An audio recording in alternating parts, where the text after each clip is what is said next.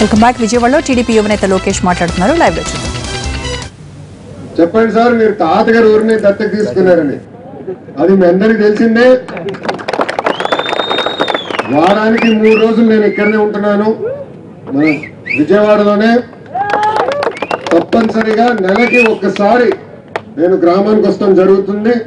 కుమ్మరోలు ఒకసారి, ఒక సగం రోజు అటు నిమ్మకూరులో. మిగతా విషయాలన్నీ మనం కూర్చుని మాట్లాడడానికి చాలా అవకాశాలు దొరుకుతాయి. ఇక్కడ నేను ఎక్కువ రాజకీయాలు మాట్లాడదలుచుకోలేదు, కానీ ఒక్క విషయం చెప్పదలుచుకున్నాను. కుటుంబాన్ని కానీ చంద్రబాబు నాయుడు గారు కానీ ముఖ్యమంత్రి పదవి కొత్తది కాదు. తాతగారు దాదాపు 7-8 సంవత్సరాలు ముఖ్యమంత్రిగా పరిపాలించారు రాష్ట్రాన్ని.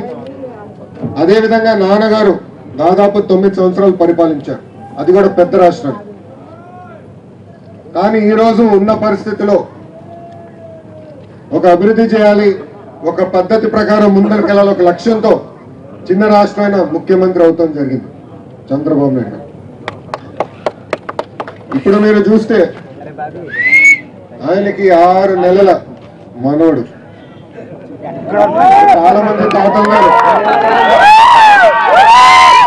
చాలా మంది తాతన్నారు.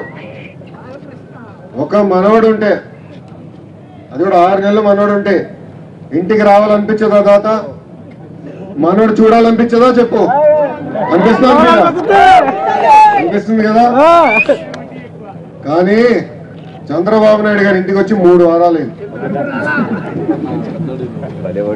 అంటే మనవాడిని చూసేదానికి కూడా సమయం దొరకట్లేదు. 65 సంవత్సరాల వయసు. ఆయనకి అవసరం ఏంటి? ఎట్టి పరిస్థితుల్లో ఆంధ్ర రాష్ట్రాన్ని అభివృద్ధి చేయాలి. భారతదేశంలోనే కాదు, ప్రపంచంలోనే ఒక అద్భుతమైన రాష్ట్రంగా తీర్చిదిద్దాలి. మనం కాదు, రాబోయే తరాలు గర్వపడే విధంగా సింగపూర్ కి ధీటుగా రాజధాని కట్టాలని ఏకైక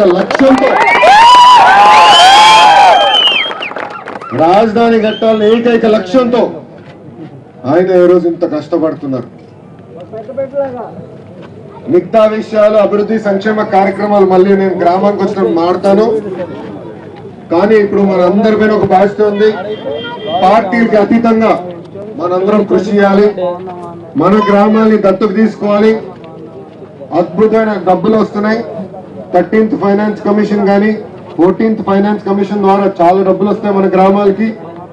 ఆ డబ్బులు సరిగ్గా వాడి మన గ్రామాల అవసరాలన్నీ తీర్చుకోవాల్సిన అవసరం మన అందరిపైన ఉంది.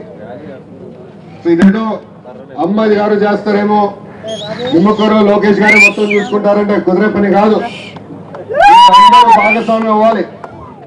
మన అందరం కలిసి పనిచేయాలి. కలిసి పనిచేస్తేనే మన గ్రామాన్ని ఒక స్మార్ట్ గ్రామంగా తీర్చిదిద్దే అవకాశం వస్తుంది. అదేవిధంగా మీరందరూ సహకరించి, ఇటు అమ్మగారికి సహకరించి, అక్కడ నిమ్మకూరులో నాకు సహకరించి, ఈ 2 గ్రామాలు మన జిల్లాలోనే కాదు రాష్ట్రంలోనే ఒక అద్భుతమైన గ్రామాలుగా తీర్చిదిద్దాల్సిన అవసరం మనందరిపైన ఉంది.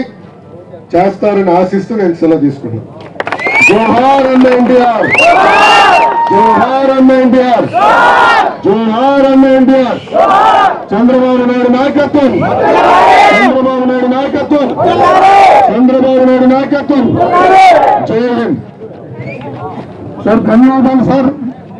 మీరు వస్తున్నారని తెలిసి ఈ గ్రామంలో వైఎస్ఆర్ పార్టీకి చెందిన 30 మంది ముఖ్యమైన మహిళా నాయకురాలు ఇక్కడికి వచ్చి మీ సమక్షంలో పార్టీలో చేయడానికి కంటున్నారు సార్. మీ టైం చాలా వాల్యూబుల్ టైం. జస్ట్ ఒక్క నెలలో ఒక